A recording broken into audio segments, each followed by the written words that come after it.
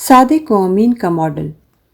ایک زمانہ تھا کہ ہمارے معاشرے میں کسی شخص کی دینداری کے بیان کے لیے صوم و صلات کا پابند ہونے کے الفاظ استعمال کیے جاتے تھے۔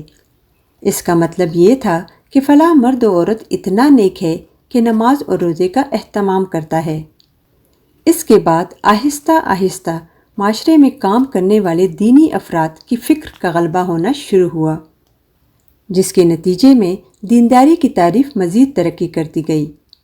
اب دینداری کی سند حاصل کرنے کے لیے صرف صوم و صلات کی پابندی کافی نہیں، بلکہ دیندار معاشرے میں وہ شخص کہلانے لگا جو شرعی حلیہ اختیار کرے۔ اس میں ایک مشت سے بڑی داڑھی، اونچی شلوار، سر پر ٹوپی اور خواتین کے لیے برقعے و پردے کا اہتمام، نیز تصویر اور موسیقی سے مکمل پرہیز شامل ہے۔ ہمارے معاشرے میں پچھلی کئی دہائیوں میں دینداری کی اس تعریف میں نہ صرف مذکورہ بالا چیزیں جن کا اہتمام مشکل ہے شامل ہوئی ہیں، بلکہ ان کا اہتمام کرنے والے لوگ بھی بڑھتے چلے جا رہے ہیں۔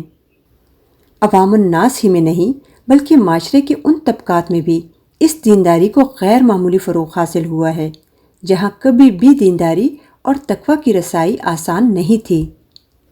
ہمارا اشارہ نوجوان لڑکی لڑکیوں اور صاحب ثروت افراد کی طرف ہے۔ آج ہمارے معاشرے میں نوجوان لڑکیوں کی ایک بہت بڑی تعداد ہے جو اپنی مرضی اور شوق سے پردے کا اہتمام کرتی ہیں۔ اسی طرح نوجوانوں کی ایک کثیر تعداد سر پر ٹوپی اور عمامے کا تاج سجائے اور چہرے کو داڑھی کے نور سے مزین کرنے میں فخر محسوس کرتی ہے۔ اعلیٰ تعلیمی اداروں میں بھی ایسے نوجوانوں کی بڑی تعداد پائی جاتی ہے جو ان چیزوں کا اہتمام کرتے ہیں۔ اسی طرح معاشرے کے دولت مند طبقات میں بھی اس دینداری کے اثرات میں اضافہ ہوا ہے۔ بڑے بڑے تاجر اور ان کی بیگمات دینی تنظیموں سے وابستہ ہیں اور ان کی اعانت کرتے ہیں۔ معاشرے کے جو طبقات اور لوگ ان چیزوں کا اہتمام نہیں بھی کرتے، ان کے نزدیک بھی یہ تو مسلم ہے کہ دینداری اگر کچھ ہوتی ہے تو یہی ہوتی ہے۔ ایک طرف یہ صورتحال ہے اور دوسری طرف رشوت، بدعنوانی، ملاوٹ، جھوٹ، وعدہ خلافی، حسد، تکبر، بددیانتی، فرائض سے غفلت، منافقت، ہوس زر، دنیا پرستی اور ان جیسی دیگر برائیوں کا معاملہ ہے جو معاشرے کو گھن کی طرح چاٹ رہی ہیں۔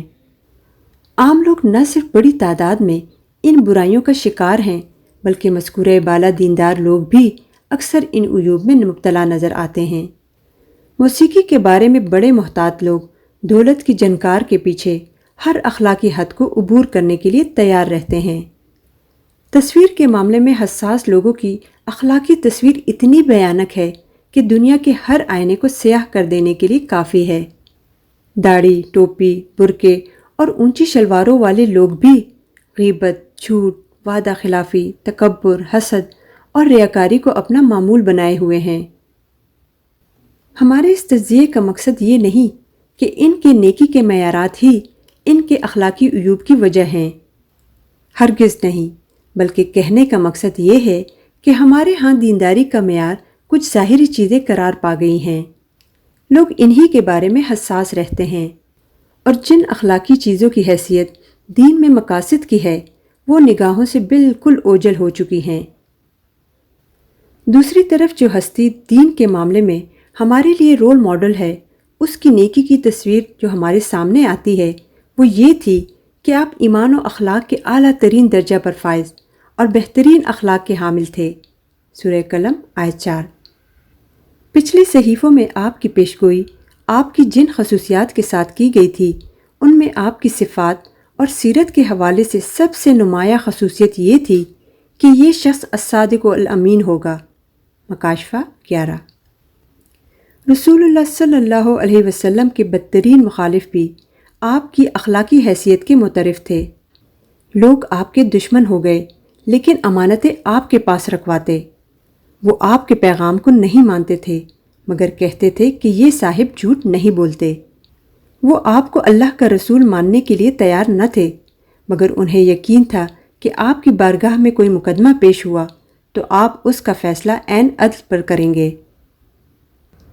آپ کی سیرت اگر آپ کی ذات کا بیان ہے تو قرآن آپ کی تعلیمات کا بیان ہے۔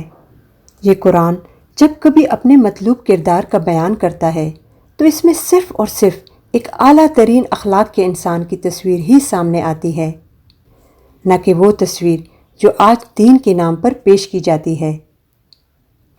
اس پس منظر میں یہ ہماری ذمہ داری ہے کہ اگر ہم لوگوں کو حساس بنانا چاہتے ہیں تو انہیں ظاہری اعمال میں حساس بنانے سے پہلے اس قرآنی ماڈل کے معاملے کو حساس بنائیں جو حضور کی سیرت میں ہمارے سامنے آتا ہے۔ یہ ماڈل الصادق الامین کا ماڈل ہے۔ یہ ماڈل حقوق اللہ اور حقوق العباد دونوں یکساں طور پر ادا کرتا ہے۔ یہ ماڈل اگر نماز روزے کا پابند ہوگا تو بددیانتی اور ہوس زر سے بھی پاک ہوگا۔ یہ اگر عریانی اور فحاشی کو ناپسند کرے گا تو غیبت، رشوت، حسد، جھوٹ اور وعدہ خلافی سے بھی بھاگے گا۔ یہ ماڈل ہر حال میں پورا تولے گا، عدل کرے گا، رب سے ڈرے گا اور بندوں پر رحم کرنے والا ہوگا۔ اگر سوسائٹی کو اچھا بنانا ہے، اگر معاشرے میں عدل و فلاح کو عام کرنا ہے، اگر جہنم کی آگ سے لوگوں کو بچانا ہے، اگر جنت کی وادی کو عباد الرحمن سے آباد کرنا ہے تو لوگوں کو الصادق الامین بنائیے۔ لوگوں کو ان کے اخلاقی لباس کے بارے میں، ان کی اخلاقی تصویر کے بارے میں حساس بنائیے۔ انہیں بتائیے کہ متکبر جنت میں نہیں جا سکتا، مومن جھوٹا نہیں ہو سکتا، جس میں عہد نہیں اس کا کوئی دین نہیں۔ حسد نیکیوں کو اس طرح جلاتی ہے جیسے آگ لکڑیوں کو۔ ہوس زر اور دنیا پرستی میں مبتلا درہم و دینار کے بندے پر اللہ کی لعنت ہوتی ہے۔ غیبت زنا سے بدتر جرم ہے۔ بہتان انسان کی عمر بھر کی کمائی کو ختم کر دیتا ہے۔ رشوت لینے اور دینے والا دونوں جہنمی ہیں۔ اللہ کے بندوں پر انفاق کرنے والا، پڑوسیوں سے اچھا معاملہ کرنے والا، غریبوں یتیموں کے سر پر دست شفقت رکھنے والا، والدین اور رشتہ داروں کے حقوق پورے کرنے والا، مخلوق خدا پر رحم کرنے والا، الصادق الامین ماڈل ہی آج سب سے بڑھ کر ہماری ضرورت ہے۔ یہی وہ ماڈل ہے جو ہم دینداروں کا مطلوب ہونا چاہیے۔ مجھے ان سے محبت ہو گئی ہے۔ انسان ایک قاتل کائنات کا باسی ہے۔ کرۂ ارض کو چاروں طرف سے جس قسم کی کائنات نے گھیر رکھا ہے وہ دہشتناک اور مہیب خلا، دہکتے ہوئے ستاروں، بے آب و گیا سیاروں، سرد و تاریک چٹانوں کے سوا کسی اور چیز کا نام نہیں۔ خود اس زمین کا بیشتر حصہ ناقابل برداشت ریگزاروں اور گلیشیئرز، سمندروں اور بنجر وادیوں سے عبارت ہے۔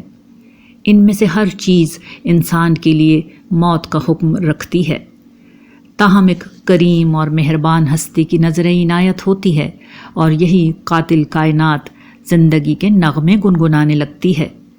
آگ کے گولے جگمگاتے ستارے بن جاتے ہیں، دہکتا ہوا سورج روشن چراغ بن جاتا ہے، بھیانک خلا دلکش فضا میں بدل جاتا ہے، سمندروں کا کھارا پانی دریا اور پہاڑوں کے میٹھے پانی میں تبدیل ہو جاتا ہے، بنجر زمین سبزہ زاروں کا روپ دھار لیتی ہے اور ناقابل برداشت موسم متوازن اور معتدل موسم میں ڈھل جاتا ہے۔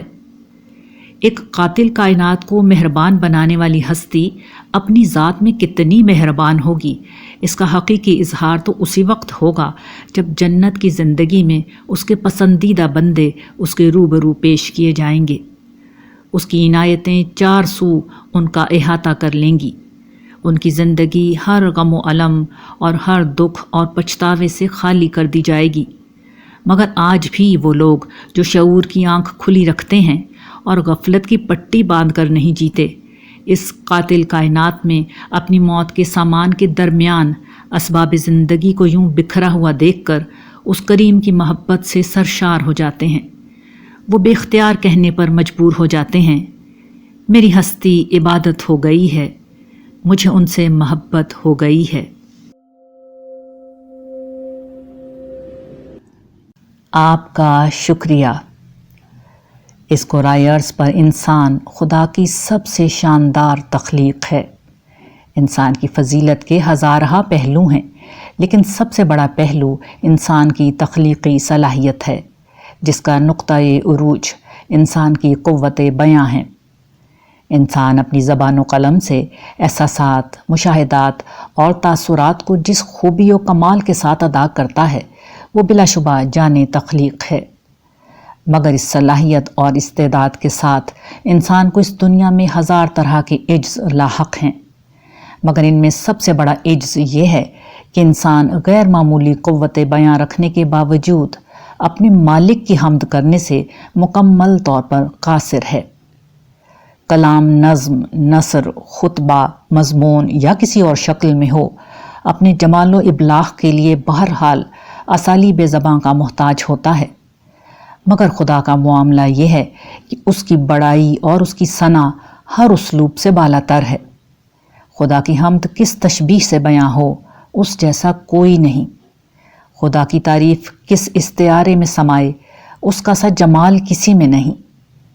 خدا کی تمثیل کس کے روپ سے دی جائے، مالک دو جہاں تو بے مثل ہے۔ اس کا تقابل کس سے کیا جائے، اس کے مقابلے کا کوئی نہیں۔ اس کا ذکر کیسے ہو، وہ ہر جگہ مذکور ہے۔ اس کو حذف کیسے کیا جائے، وہ ہر ظاہر کا باطن ہے۔ وہ کمال کی جس عظمت پر ہے، وہاں اتناب و تفصیل کی کوئی راہ جاتی ہے، نہ ایجاز و اختصار کا کوئی شارٹ کٹ پہنچتا ہے۔ وہ جمال کے جس مقام پر ہے، وہ حقیقت سے بیاں ہو سکتا ہے، نہ کسی مجاز سے۔ ایسے میں انسان کا واحد سہارا رسول خدا صلی اللہ علیہ وآلہ وسلم کے الفاظ ہیں جو خدا کے سب سے بڑے عارف تھے۔